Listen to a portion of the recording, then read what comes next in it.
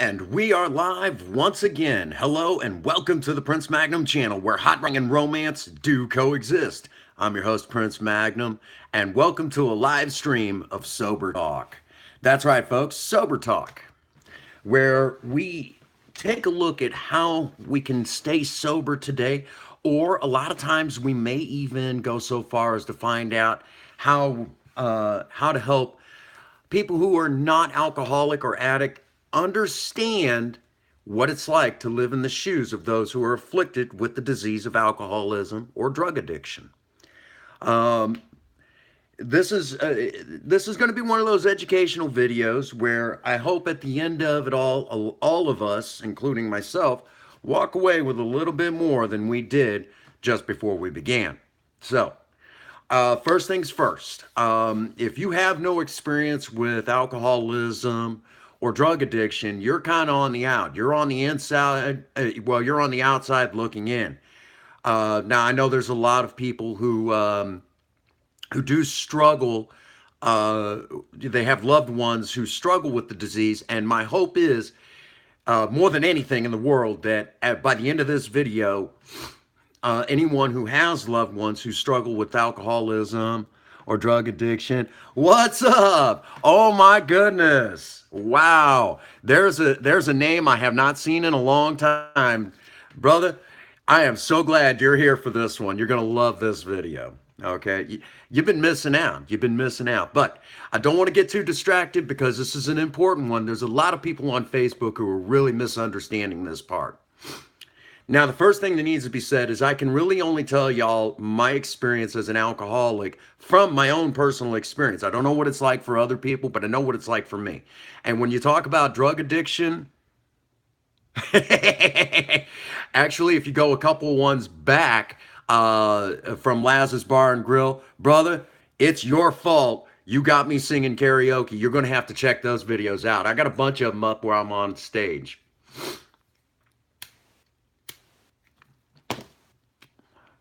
Folks, this is a rare treat. One of my dear friends who actually watched me get sober is actually live with us right now in chat. So even if you're watching the playback or you join us, yeah, he actually watched what I was like before I got sober and knowing what I'm like today, night and day. Believe you me, even I remember it all too well. Okay, so first things first. The first thing needs to be said is anyone who is an alcoholic or an addict, even though the two are closely related, probably closer than Alcoholics Anonymous would even like to admit. We're strange people to begin with. Yeah, well, you're bizarre because you hung out with me way too long. But anyhow, we're very strange individuals. We're bizarre individuals. It's very common that whenever I'm a speaker or people ask me about my story, and I tell it here even on YouTube, you'll hear me refer to myself as the square peg trying to be fit into a round hole. It doesn't, I didn't cope with life very well. For the record, one of the things that people say is that whenever a chemical dependent, if you will, picks up their first drink or drug, that it's a choice. They are absolutely 110% right. I cannot deny that.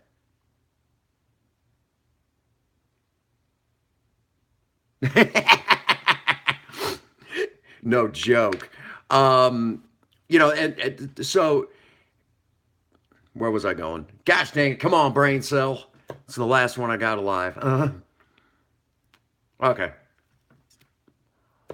They're absolutely right about that choice. The choice of, whether or not they want to pick up that first one. But something weird happens, okay? And from my own personal experience, I remember when I was, and I've talked about this when I was 14, my first real drunk, okay? Being that my first real drunk, one of the first things I remember is when I took my first sip of alcohol, something bizarre and strange happened. Immediately, my mouth got dry. And What's the natural reaction when your mouth gets dry? You take another drink. Don't worry, folks, this is 7 Up. Okay? So that being said, um, you know, I took, so I started drinking more.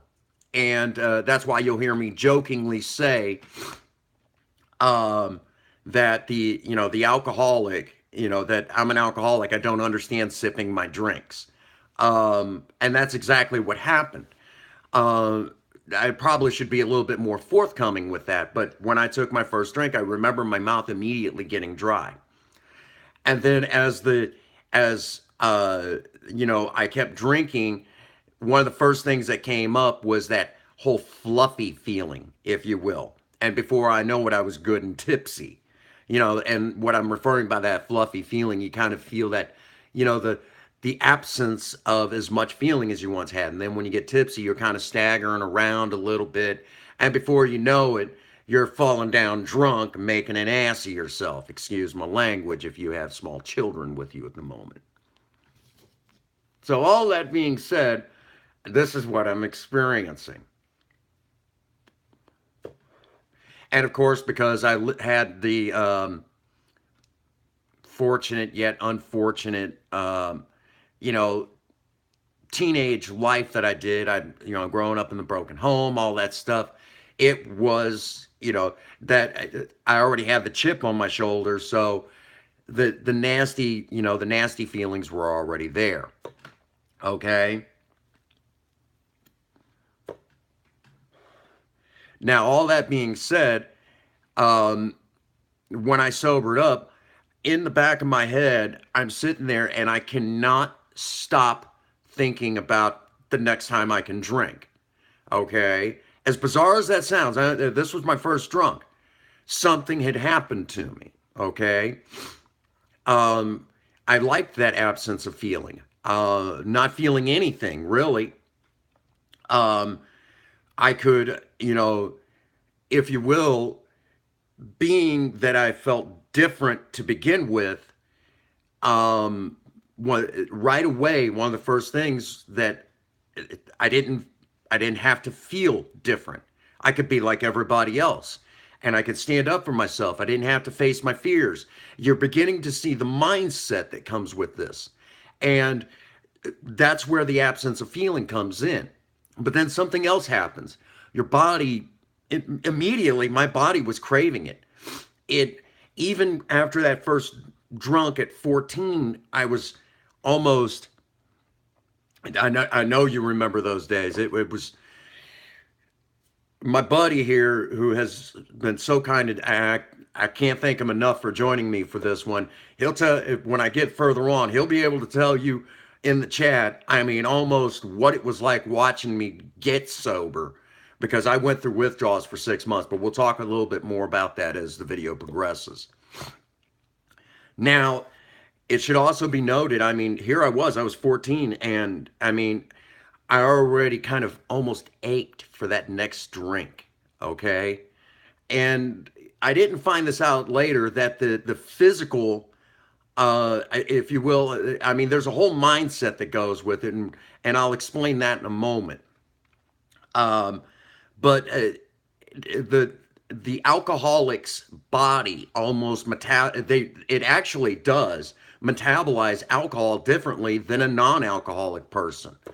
I'm actually looking at it. I mean, I can't remember word for word and all that other stuff, but I mean, the way that it works, it's like, that doesn't add up. That's almost like we alcoholics are mutants or something, It shouldn't work, So even after the first drunk, right away, it's easy to notice that the physiology of an alcoholic is different than a person who's not an alcoholic. So because of that, this has been recognized by the scientific community, all right? Which it's not necessarily at the forefront, because we do have Alcoholics Anonymous, we do have Narcotics Anonymous, and as much as I don't want to admit their existence, we do have celebrated recovery, which we'll talk more about that as the video progresses, okay?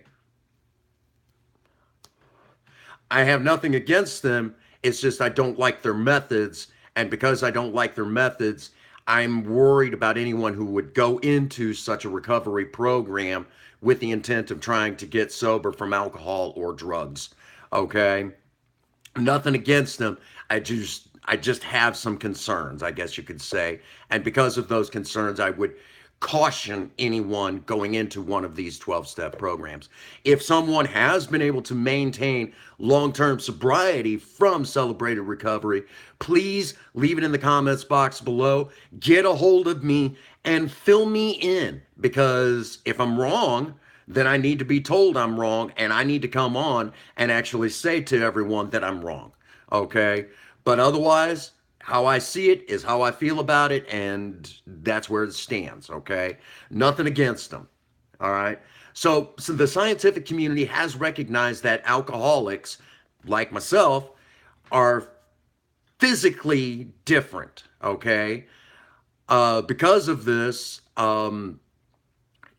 this is not something that's necessarily broadcasted. For the record, in the 1950s, when the U.S. government put its stamp of approval on the disease of alcoholism, at that time, doctors who were interns going on to get their PhD spent 6 hours total in the classroom. And I believe it was about 10 years ago that I actually heard we're up to 6 hours. So we went from 6 minutes to 6 hours. Yes, it does destroy. It can. It can. So remember that already physically, alcoholics are different. Now with the addict, I'm going to have to kind of put on my nursing uniform for just a moment, even though I've been retired since 2011. But if you will, I'm going to put on my nursing uniform one more time, which I'll probably have to do as more and more as time goes on. With chemical dependency, when it comes to drugs, the irony of that is that you'll read the labels on some of your narcotic medications that you have to have a prescription for, and one of the first things it says can be habit forming. And then before you know it, people are searching out on the streets how to get these drugs. Okay.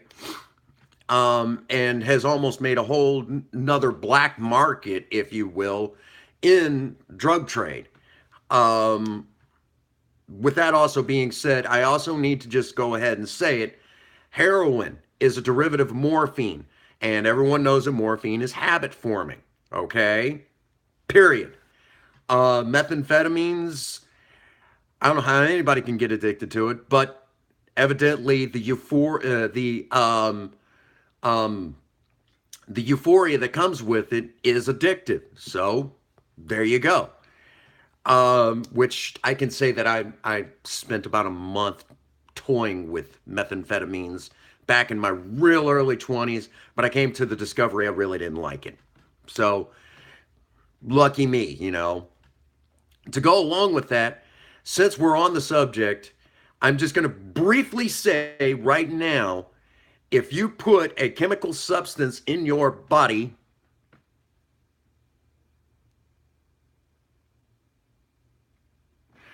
exactly. One of the things that needs to come up is, and I'm just going to say it, and this one really deserves its own special episode of In Your Face, but if you put any chemical substance, alcohol, even over-the-counter drugs, prescription narcotics, illegal substances, illegal drugs, and your body doesn't actually need it to function, and when I say that, I'm talking food, water, air, things like that, things that the body actually needs to continue functioning in a physical manner.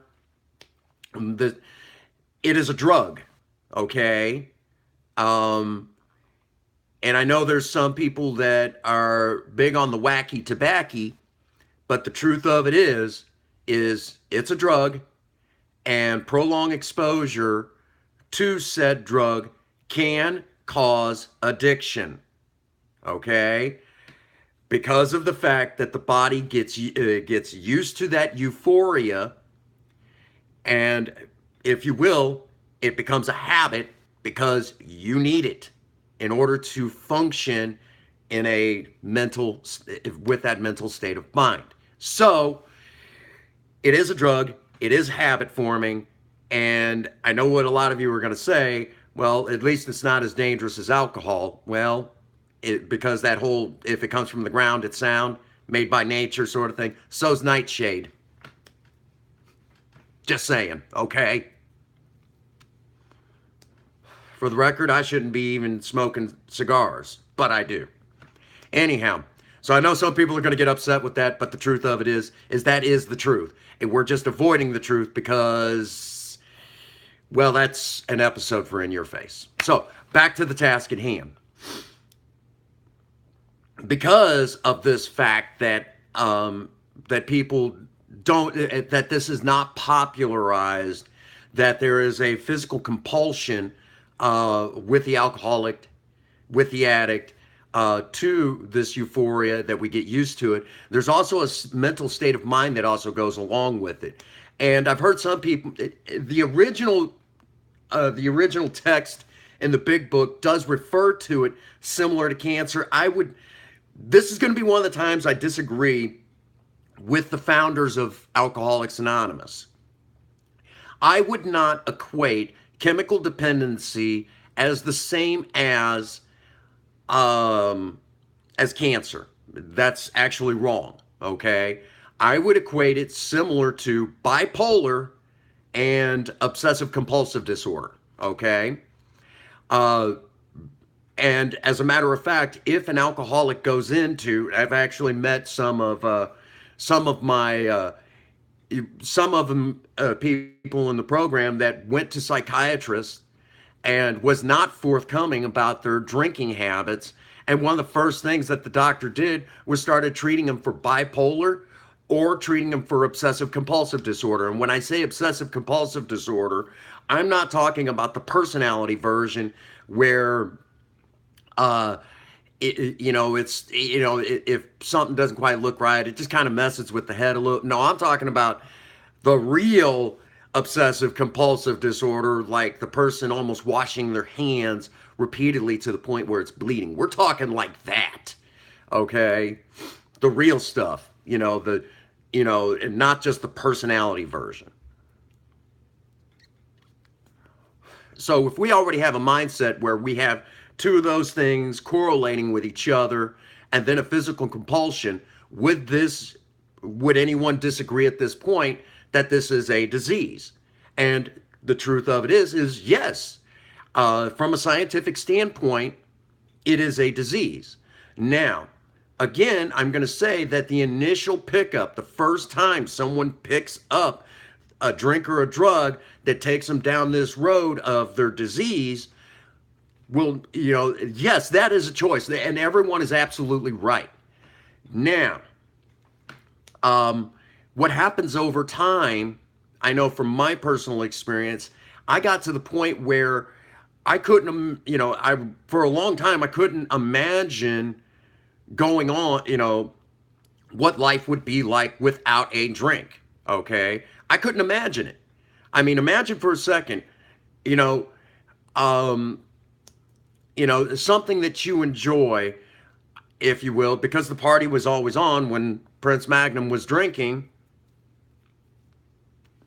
in the early days. My cigar keeps going out, dang it. That's the way it was. But then my train got derailed. Couldn't imagine so before my train derailed, if you will, I couldn't imagine life without a drink. But then it got to the,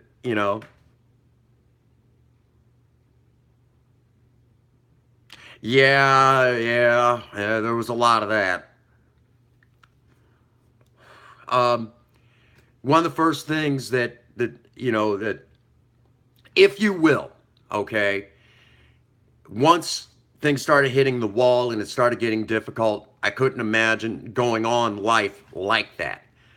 And somewhere in my head, my mental, if you will, my mental state of mind that comes with the disease of alcoholism was telling me I couldn't go on. I couldn't go on this way, but at the same time, I needed a drink just to feel normal, you know. Um, it's almost a really weird mindset that goes along with this. And at the same time, I was suffering the physical compulsion. Again, an alcoholic's body metabolizes alcohol totally different than a normal person. Um, you know, so our physiology is totally different. Our mindset is different. Again, the mindset really comes in and it looks almost exactly like obsessive compulsive disorder and bipolar depression, because we suffer the highs and the lows. As a matter of fact, a lot of us that first get sober have to seek out psychiatrists and get mental help for depression, because it becomes almost unbearable, and we will.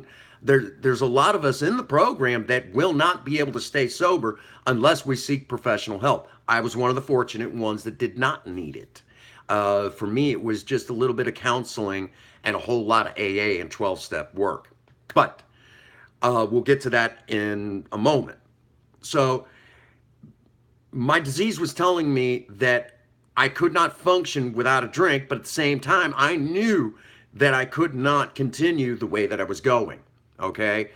Um, and I was afraid to ask for help. What would people think of me? Maybe I can outsmart my disease, you know. And there was all these weird things. And by the way, the more educated you are, the harder it is to get sober. Ironically, the more educated you are, the harder it is to get sober. I've actually met a man who was a very savvy businessman. He was extremely savvy. He could, with a couple $100, he could build a very successful business almost overnight. And on two separate occasions, ended up in Las Vegas under a bridge, drinking out of panhandling, just so he can get his next drink. See what I mean?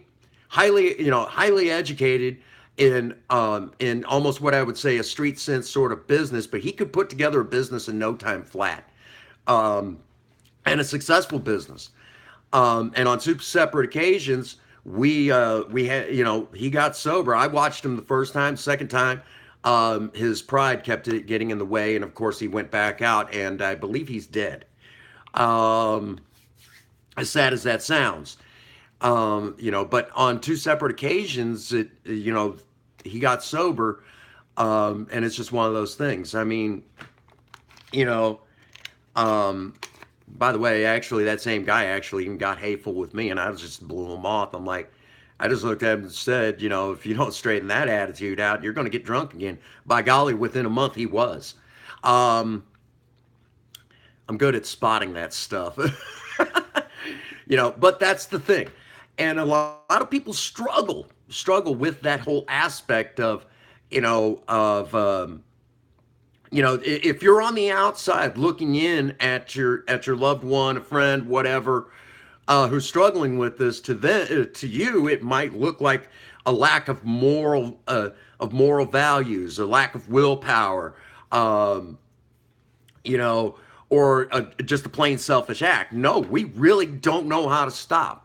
Now, that being said, a lot of times what will happen is some way, somehow, that person, like myself, is exposed to the right 12-step program or something, whatever it is, will find that help, okay?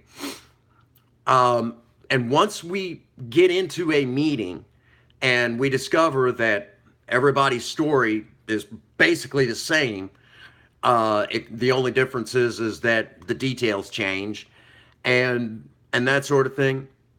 One of the things that my first sponsor, Sober Man, used to say, Prince Magnum, I want you to know right now, since you have been to a couple of AA meetings, if you pick up a drink now, it would be by your own choice. You want to stay drunk. You don't want the solution. You want to remain in the problem. And when he said that, it was like right in the face. So, if you will, at the beginning of an alcoholic's they're an alcoholic or an addict's the beginning of their chemical dependency career. That's what I was looking for. At the beginning of their chemical dependency career, the first time they pick up, that is by choice. Anytime they continue to pick up after that, it's their disease taking over. They will have to go what they go through to get to the end, if you will. And once they reach that end, and they're put in a position where they now have help available,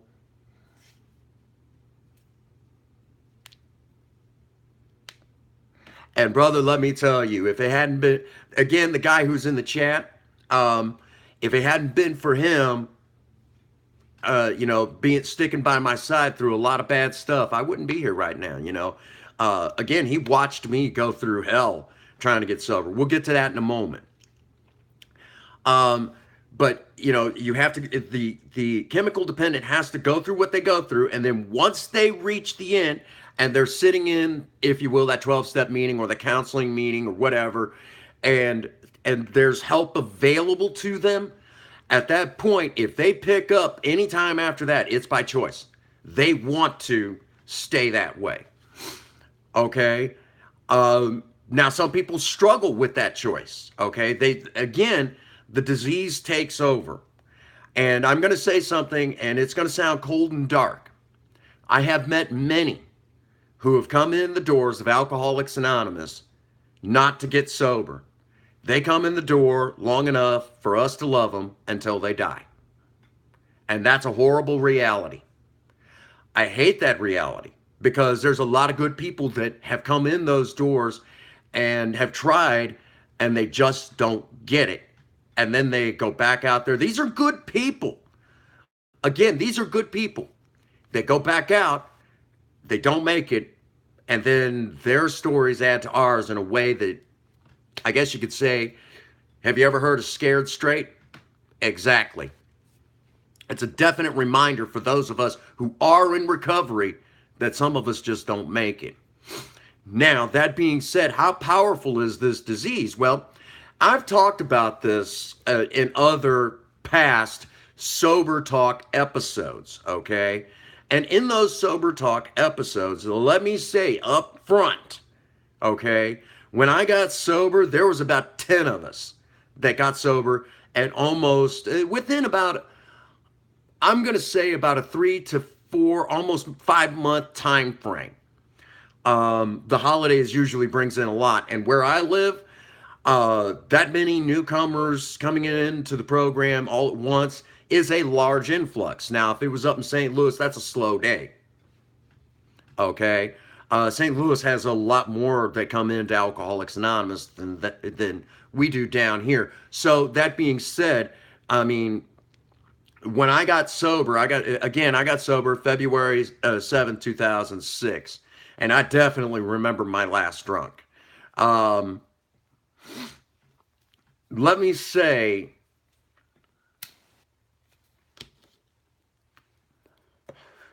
that all that being said, okay, so I was one of about 10 in about almost a 5-month time span. Now, of those 10, okay, I know of 2 of them that are dead. They're just dead. They could not stop, okay? There's a few of them, the whereabouts are unknown. There's one of them I know that's in jail. Actually, I think there's 3 of us that died. One of us came in and out twice. She is sober. I think she's got like 6 years now, okay? And thank God, because she's a good woman. Matter of fact, I even dated her briefly. She just, she had to struggle with it a little bit longer. So she's what we call a retread, but sometimes the retreads have a better, there are some that can relate to the retreads better than they would be able to someone like myself. And in the end, Out of all the 10 that came in and got sober, the only one that never went back out, never had to try it again, got sober, amazing story, you know, that one and done, baby. I'm the only one that made it out of the 10. And ironically enough, the treatment centers actually say you have a 1 in 10 shot of getting sober. That's the irony of it. Amazing, huh? So just take that in a moment, okay? I had a 1 in 10 shot. I was the 1 in 10. I had a 10, you know, I guess you could say I had a 10% chance of getting sober, and I capitalized on it of that 10% chance. Now, I will also say that the farther you get from your last drink, the closer you are to your next one. That's the scary part. So, this is also one of the reasons behind Sober Talk is for me to talk about sobriety, to keep reminding myself, because even when I'm not in a meeting, I wake up with the disease of alcoholism, okay? Even though I got sober, no, I was never normal, okay? And let me say it like this. Once, you know, there is genetic studies now that support the fact that alcoholism and drug addiction is part of the genetic makeup. There is evidence to support this now. There are some that will have something happen and something just destroys their mindset because the mind can only take so much. And the next thing you know it, they're traveling down that road of chemical dependency, just looking to escape the pain. Before you know it, they can't stop and end up needing help. Okay?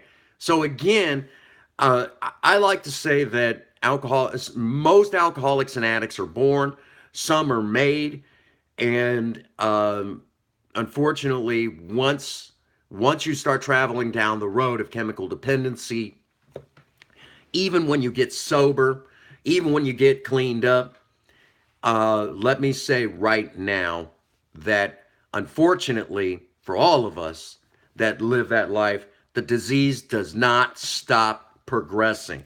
It continues to progress even in sobriety. Okay?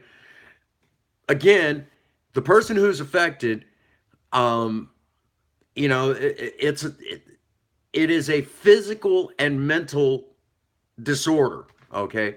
The same, you know, what the heck? Okay, well, the timer's still going. I'm having a little bit of technical difficulty, but I know the audio is still working. It does this every now and again. So all of this being said, the alcoholic and the addict, even when they get cleaned up, the disease is still going with us. For the record, I was ready to kill myself because of, you know, because of my alcoholism. However, I would hate to see where I would be at today if I picked up again. And of course, I know the dear friend who has joined us is about to type in, if he hasn't already, because right now my screen is acting up a little bit. Oh, there we go. I know he would be the first to say, Prince Magnum, if you ever picked up a drink again, I would be one of the first ones in line to kick your ass.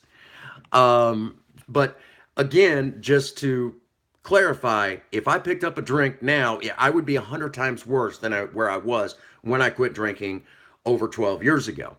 So just kind of, I don't think I would make 24 hours. I don't think I would survive 24 hours drunk. I could pretty well guarantee it. So, and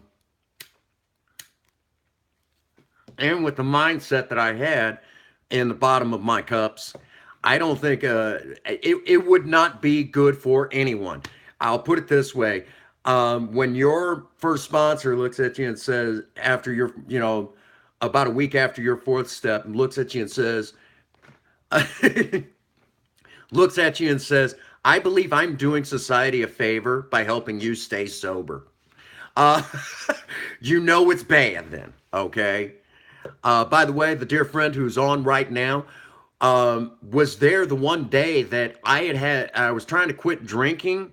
Well, I was actually, I'm sorry, I had been drinking and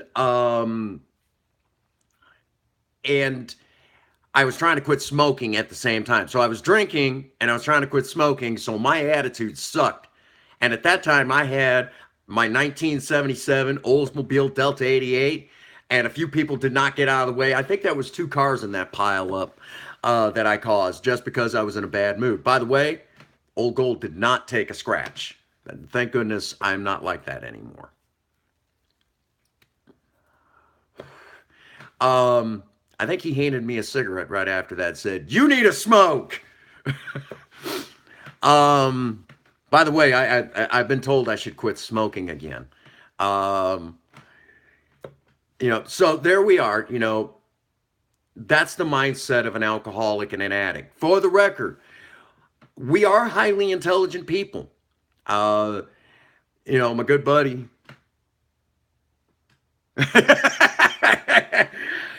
You actually said, I remember you distinctly saying one day that wherever I went,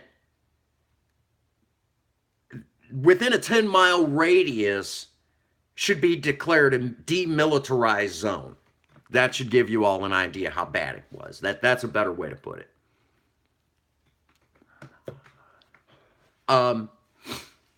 But I've had people tell me though that in the bottom of my cups I'm actually funny as hell though. But when I start sobering up, the nasty attitude starts coming out. The chip on the shoulder, the hurt feelings and things like that I've experienced. Um, I remember that all too well. So all of that being said,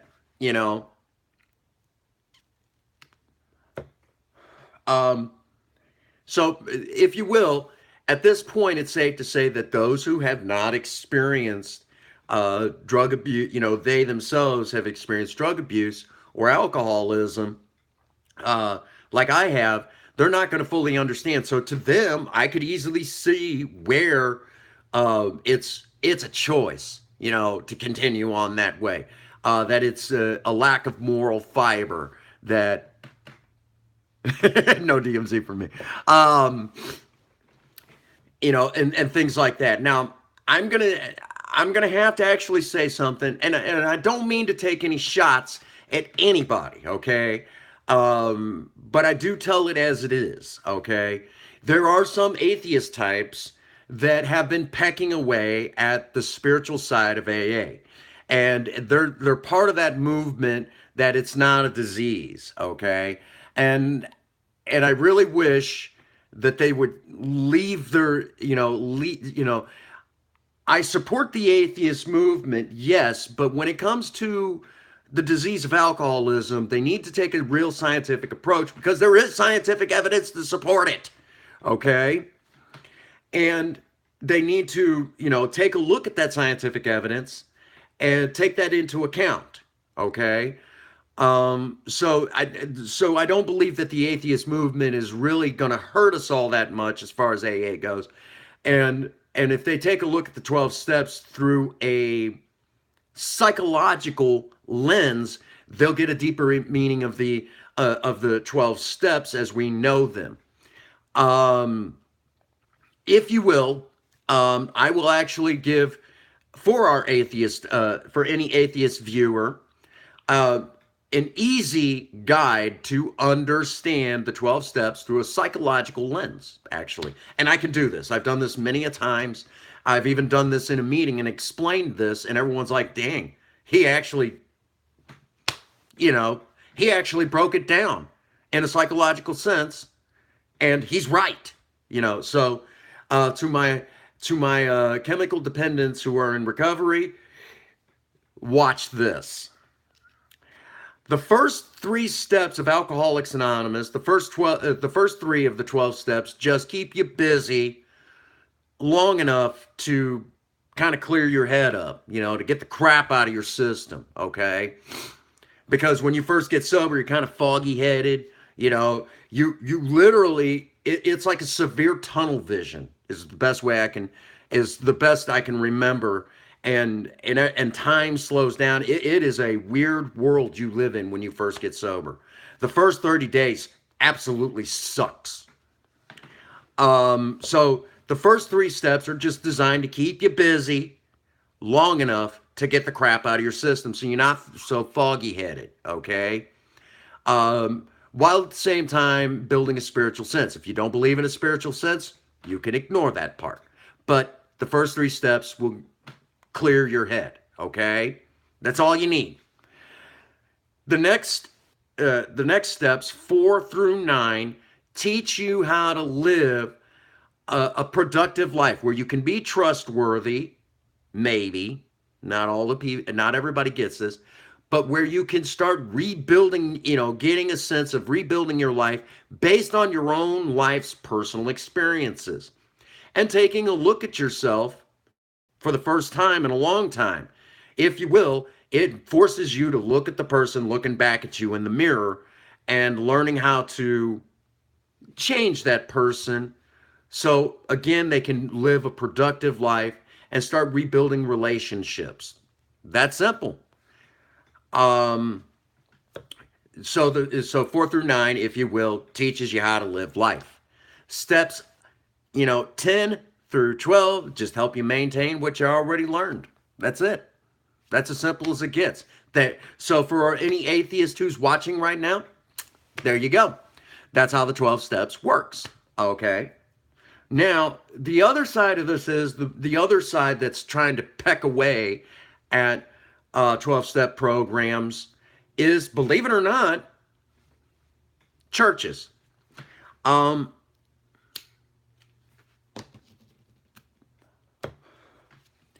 If you will, and this really deserves to be in your face, but there's a lot of people that are Christian, especially where I live, who think that it's a lack of moral fiber, that it's a lack of willpower, that it's that we're tempted by the devil, and that we're, all these horrible things.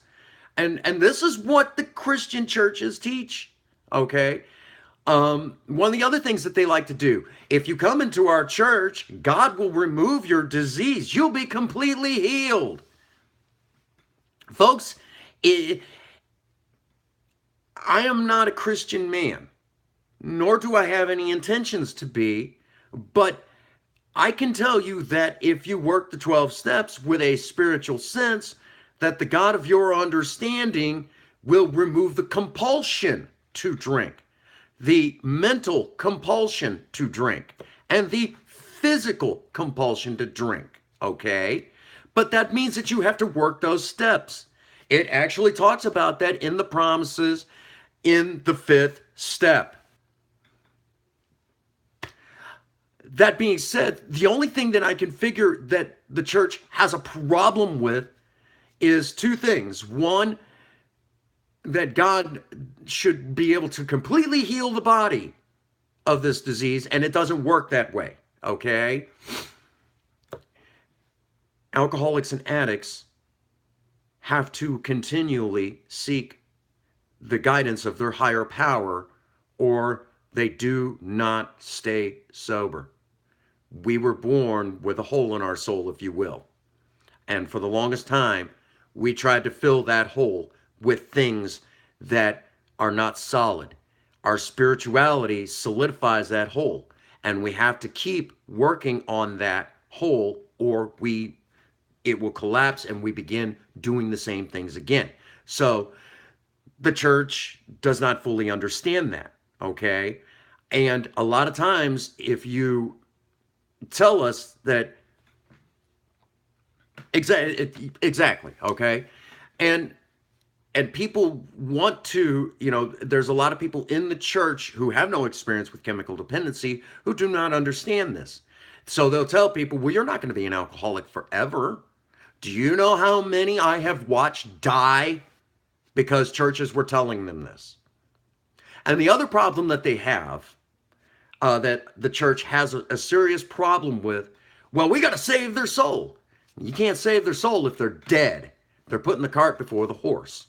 So, because of this, and then they're going around saying, well, alcoholics and addicts just have a lack of moral fiber.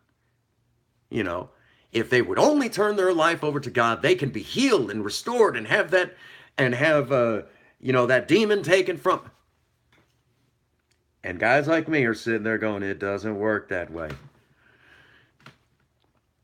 Again, this is not bashing the church. This is just a reality check. If you have no experience with it, then you don't know what's going on. So you need the full story. You need someone who has had to live it. And I actually tried the Christian thing when I first. It's like, you all really, well, it was a scam artist anyways. But anyhow,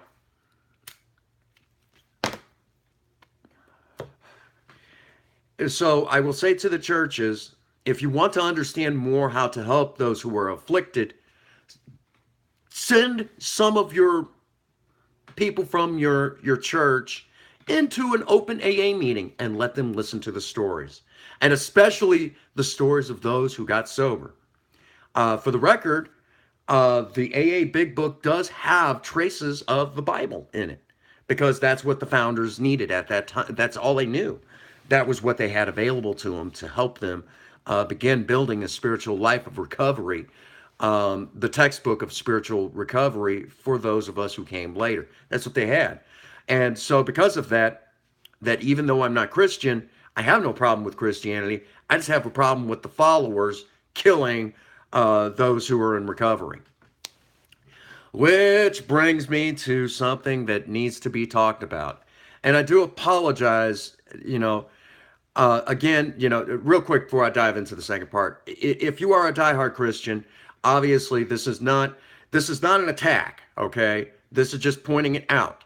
And I don't want anyone to take this as an attack, because it takes all types. For the record, I have sat in AA meetings where there have been people of many religions, and all of us got along fine, just fine, because we were all there with the same problem.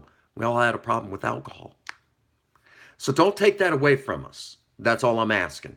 And if you want to understand more, we will be glad to help. As a matter of fact, in one of the opening statements, one of the first things that we said is that we're always looking for help, and to help the clergy, scientists, doctors, psychiatrists. We're looking to help anyone, because even the co-founders of Alcoholics Anonymous agreed that anyone working within the church is a professional, and we're always looking to work with those people. Always looking. So if you would like to help, go to an open AA meeting. We'll be glad to tell you our story. Believe me.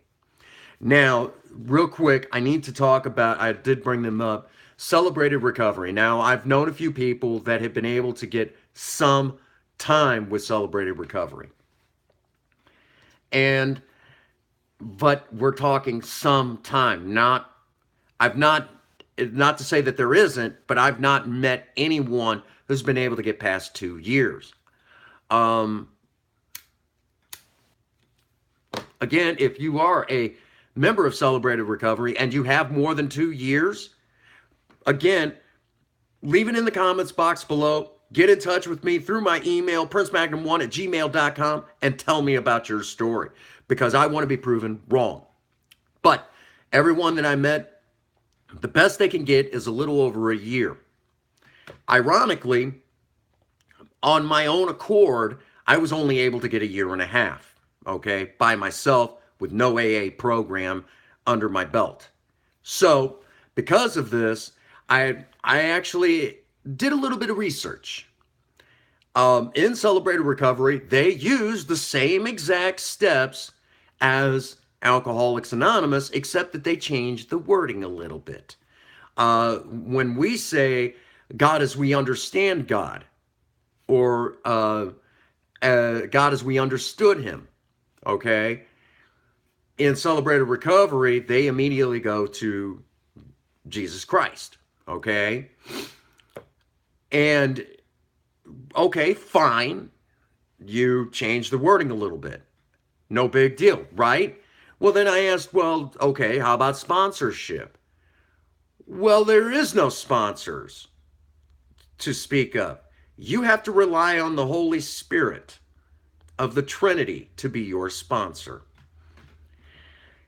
Boy, oh boy.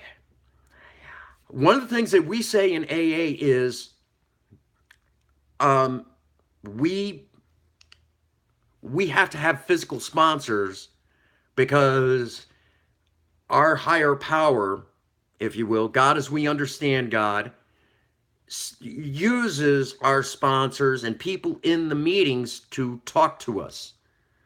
They use these people to talk to us.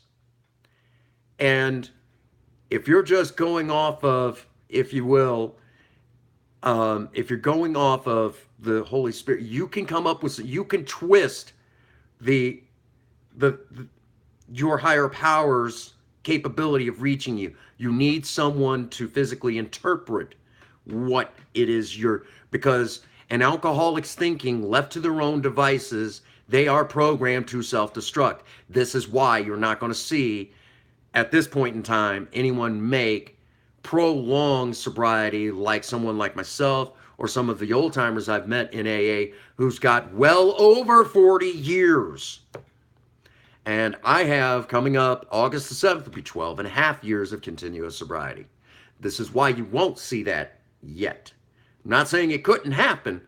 There's going to be, isn't that ironic? You know? So, they're really getting tired of telemarketers. Assholes. Thinking is very twisted. It's very unusual. The addict is the same way, and our physiology is different. Okay, so if you all needed any explanation for why it is a disease, there it is. Again, in the 1950s, the U.S. government gave alcoholism the stamp of approval, making it an official disease, and that was in the 1950s. By the way, the first actual writings by a doctor on the disease of alcoholism came about in the 1930s, 1938. And you could read that in the original pages, which it is more than 164 pages that are, the original ones in the AA Big Book. But it's in the, like the early Roman numeral pages, if you will, and it's called The Doctor's Opinion by a Dr. William D. Silkworth. And he actually wrote 2 separate letters for the program, and he even explained in the second letter to a degree that is just by far mind-blowing. He was one of the first ones to actually talk about the mindset and the actual disease, referring to it as a destructive allergic reaction that the alcoholic suffers from.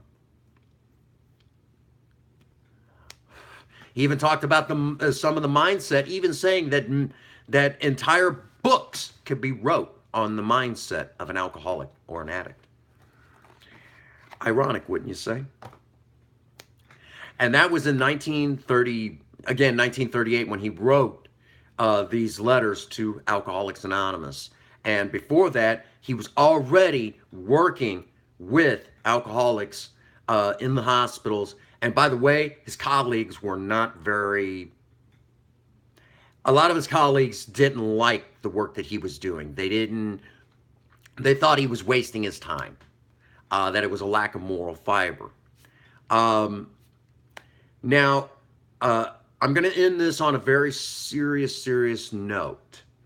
One so serious for those who do not fully understand the disease of alcoholism or just chemical dependency in general. And I'm going to go into a dark note, and then I'm going to end it a lot brighter. But this is the final thing that I think everyone needs to hear. If you ever wonder how powerful alcoholism, drug addiction can be, let me relay a story that I read in the what is known as the AA Grapevine, and it's a that is the Alcoholics Anonymous, kind of like our little magazine. Sometimes we call it a meeting in print. Or if you ever were at a meeting where I was the chairperson, you would hear me refer to it as a meeting and reading. I was a poet and didn't know it. But I remember reading this article where there was this man, well, it was a mother that wrote the article, and um, she had a son. Uh, she herself was in recovery. She had a son that spiraled out of control with his alcoholism. Even though she was in recovery, he knew about the recovery life. He just spiraled out of control. Finally, the day came when he was in the hospital and the doctor said, your son is suffering from wet brain. And what is wet brain? Um, Basically, it's brain damage brought on by excessive drinking. Very scary.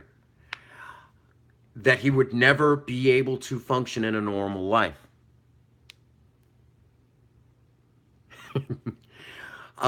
He would never be able to function in a normal life. As a matter of fact, they had to put, he was on a feeding tube, was on oxygen, and was pretty much an invalid from there. Yes, I actually used that word. He would be bedridden for the rest of his life. Mom, had to admit that her son had, even though he was alive, that was the end for him. So she, kept him on the feeding tube and on the oxygen and all that other stuff. Well, a doctor was curious how powerful the disease of alcoholism is. And he got a bottle of cheap vodka. Now, for the record, the real good vodka has no smell and no taste. That's the really good stuff. But the cheap stuff, we all know cheap vodka is very foul stuff. It has a very foul odor. And the alcohol in it can be smelled very strongly. By the way, I have drank the more expensive stuff, and they say it's supposed to be odorless. I can still smell it. Which brings me to the part. What they did was they went across to his room. This person that was laying in bed, invalid, never going to be able to get up again, and they uncapped his this bottle of vodka and just set it on the counter and kind of let that foul-smelling, cheap, well, I don't want to say cheap, but inexpensive vodka's odor fill the room. This invalid son, alcoholic son, you seen his nose twitching, and he, even though he was unable to, was trying to get out of bed. Why would he try to get out of bed? He wanted the alcohol. If that doesn't wake y'all up at how serious this disease is, I don't know what will. So, all right, that brings us to a nice, good point. A point that, let's end this on a solid manner. First things first. One of my dear friends here on YouTube, Big Bad Bert of Bert TV, is in the process of reconstructing his channel. This is a man that has a lot of controversy surrounding him, and unfortunately, that controversy gets him into a lot of trouble. So he lost his channel. He's rebuilding, and he's going to take a different direction, a more, I wouldn't necessarily say politically correct direction, but he's going to take it down a gentler path, which I'm all for that.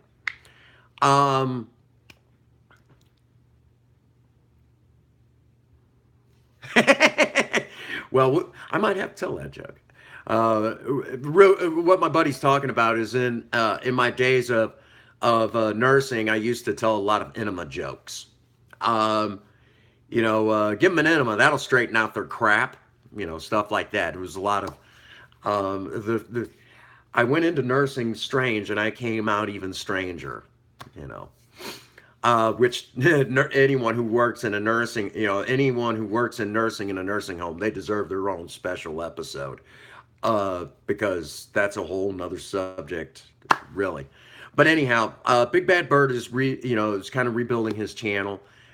He's had a lot of controversy surrounding him, and to be honest with you, I mean, I will say up front, you know, on his channel, yes, he's one way, and yes, he's going to try to take a gentler approach to his channel. Um,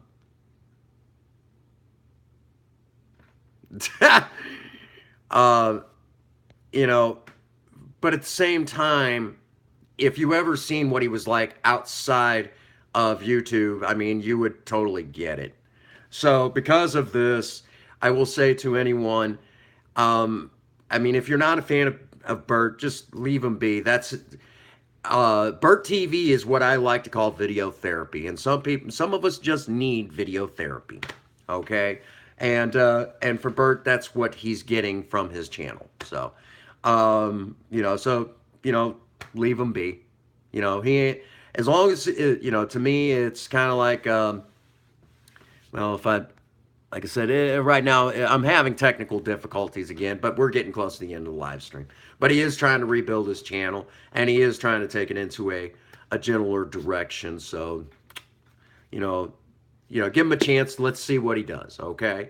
We don't need to. Oh, there we go. The technical difficulties are over. Just give it a moment. Um,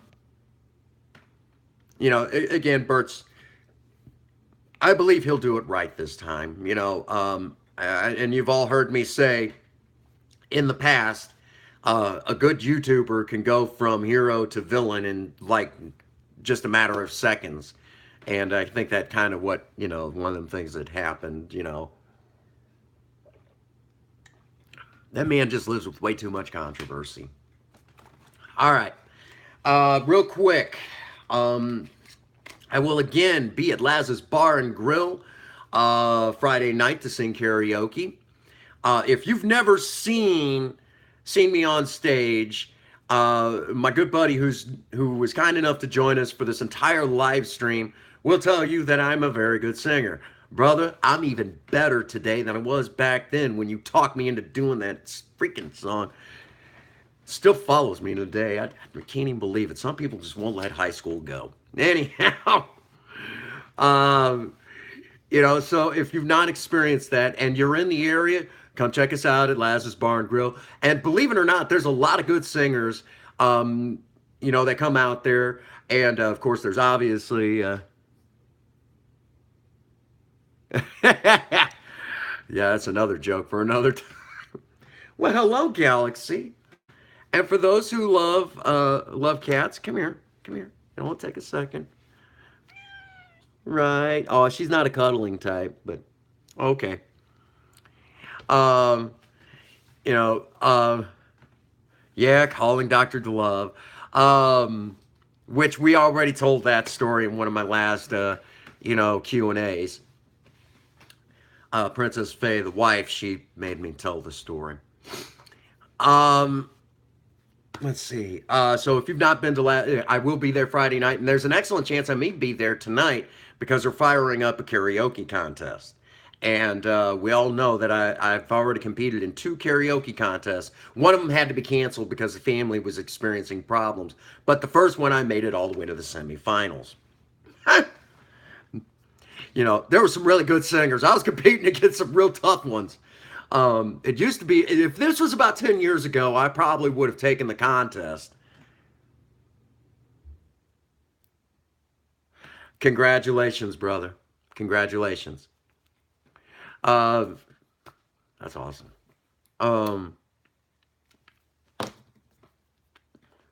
Myself, I have 5 children that I know of. Those are the ones I know of. I was a smooth talker in my younger years. Actually, I'm smoother now, but I'm married, so we don't need to be messing around with all that, And for the record, this is a bad joke now, but, I say that I have 5 kids that I know of and that sort of thing, but let me say it like this.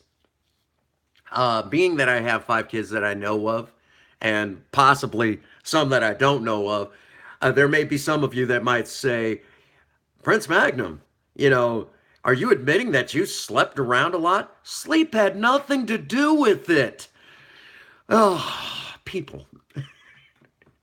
Anyhow, uh, yeah, that was a lot of fun singing. You know, we'll have to do that again. Give people a piece of what Prince Magnum and Mercenary used to be like on stage. Anyhow, all right. So I will definitely Friday night. I will be at Lazarus Bar and Grill. I will be on stage. I will be singing. So if you're in the area and you could be there or be square.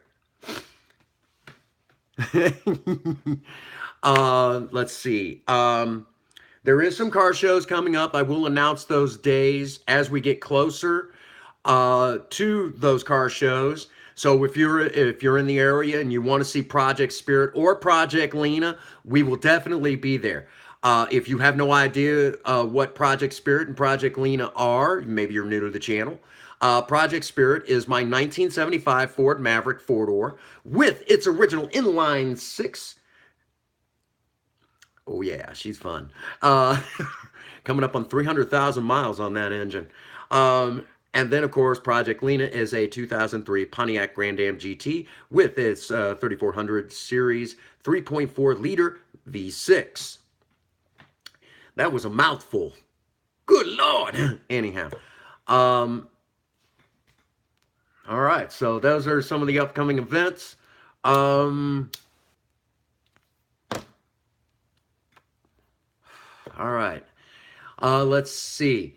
If you've not checked out the Patreon account, please do so. We do have a giveaway for August the 7th, which is my birthday, and 12 and a half years of continuous sobriety in Alcoholics Anonymous. There is a giveaway, a chance for a pocket-sized big book that I will be signing. Actually, we'll probably do that in a live stream. I keep threatening I'm going to do it, and I just haven't done it yet. So we're just going to have to do it.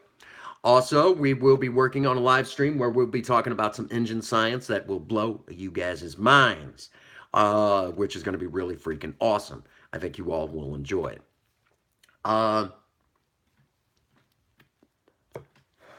Let's see. Um, Thank you. Let's see.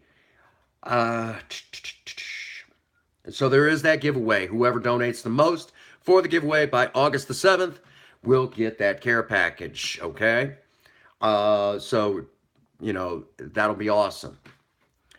The goal is with the Patreon account to hit $1,000 to make some suspension upgrades to Project Spirit because we're going to take her on the drag strip. Who knows what else we'll be doing with her. I know I'm going to drive her every day. I love driving that car. And it should surprise no one who's watching this that I still drive a car from the 1970s. I won't give it up. Some things don't change. Okay. And let's see. That covers that. Okay. As usual, hit the like button and hit that subscribe button, okay? When you hit the like button, it lets YouTube know that they should recommend this video to other people. If you hit the subscribe button, be sure to hit the bell icon. YouTube has this nasty habit. If you are subscribed but you didn't hit the bell icon, they don't notify you whenever I do a video, okay? And this goes with anyone that you're subscribed to. So be sure to hit that bell icon and you'll be notified every time we go live or I upload a brand new video. Definitely recommend it. Also,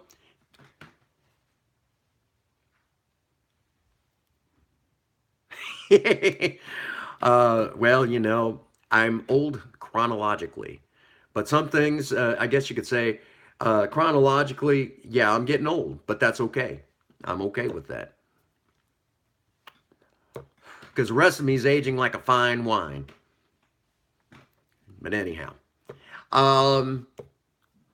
let's see. Also, if you got any positive feedback, leave it in the box below. any positive feedback we can use. And of course, if you leave anything nasty in the box below for comments, well, I'll have some nasty stuff of my own to say back. Just how it works, you know.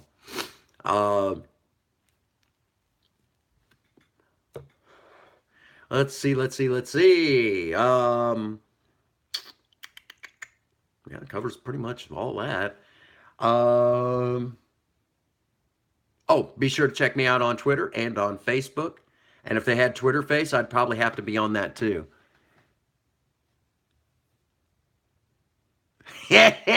Finally. Let's see.